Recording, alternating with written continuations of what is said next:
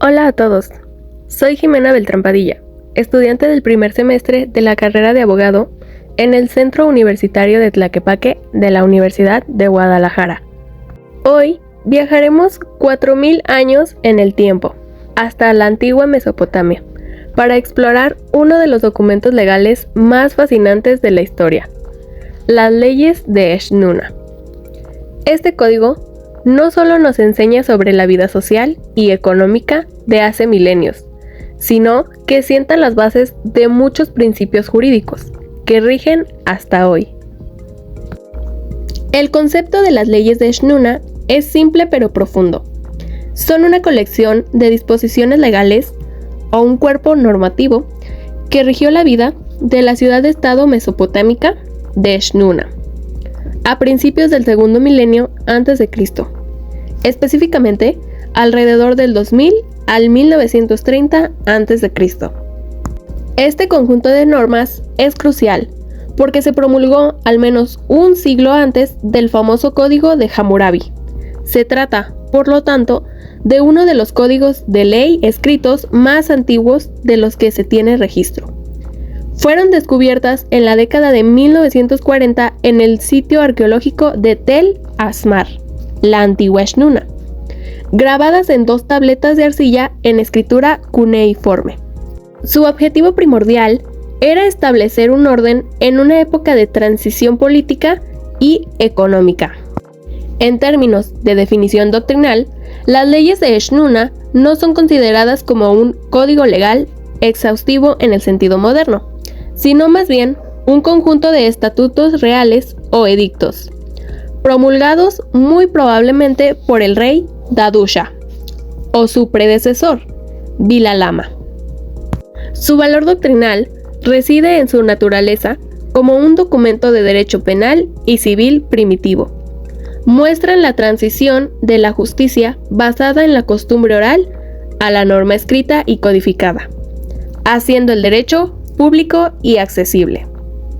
Legalmente, establecen por primera vez principios claros sobre la responsabilidad civil y la regulación económica, diferenciándose de la posterior y más conocida aplicación del principio de talio, o ojo por ojo, que Hammurabi popularizaría, aunque Eshnuna lo aplica en casos muy limitados. Las características de estas leyes revelan una sociedad enfocada intensamente en el orden económico y la protección de la propiedad. Se estructuran de manera clásica. Comienzan con un prólogo que exalta al rey como garante de la justicia, seguido de los artículos propiamente dichos, y probablemente un epílogo que se perdió. Característica 1. Regulación económica detallada. Esta es la característica más distintiva.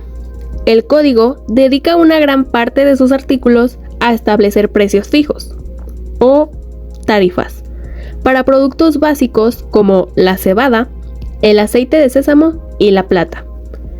Esto no es solo una medida económica, es una norma jurídica que busca la equidad social y prevenir la usura o la especulación.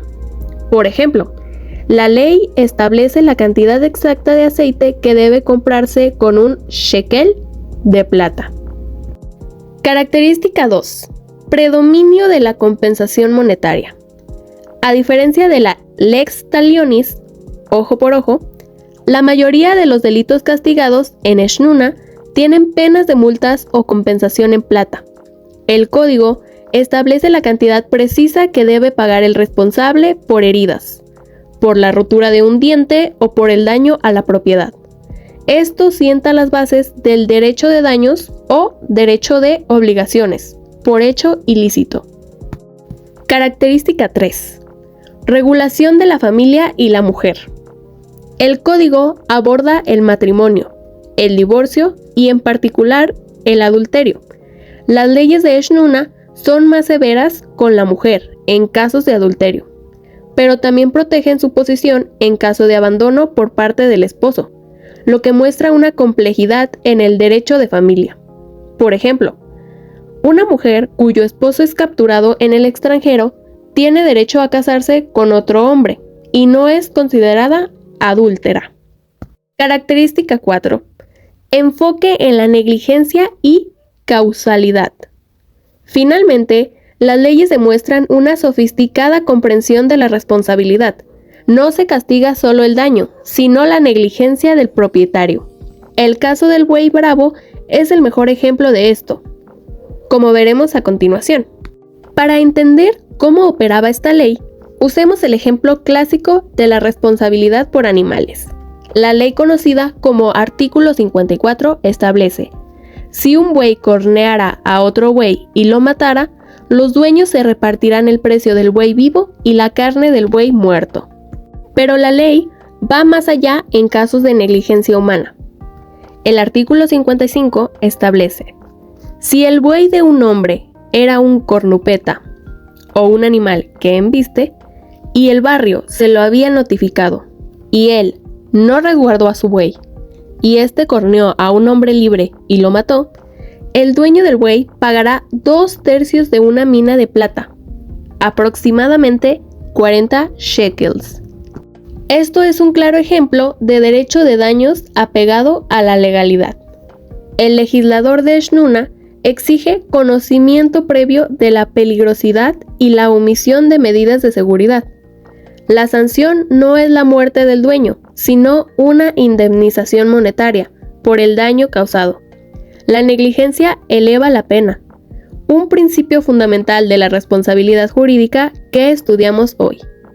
Las leyes de Shnuna, con su enfoque en la estabilidad económica y la compensación, nos demuestran que la necesidad humana de un orden social justo es tan antigua como la civilización misma. Son un testimonio de la búsqueda de la ley escrita y un precedente ineludible para el estudio del derecho babilónico y el derecho comparado. Y ahora, si hace 4000 años una sociedad estaba tan preocupada por fijar el precio del aceite y la cebada para garantizar la justicia social, ¿qué nos dice esto sobre la responsabilidad que tenemos como futuros abogados de asegurar que nuestras leyes modernas reflejen y protejan los bienes fundamentales y la equidad de nuestra propia sociedad? Sin duda, eso nos deja mucho que reflexionar.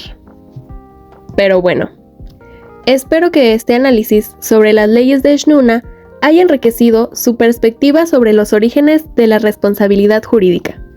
Agradezco su atención e invito a continuar explorando la fascinante historia del derecho. Muchas gracias.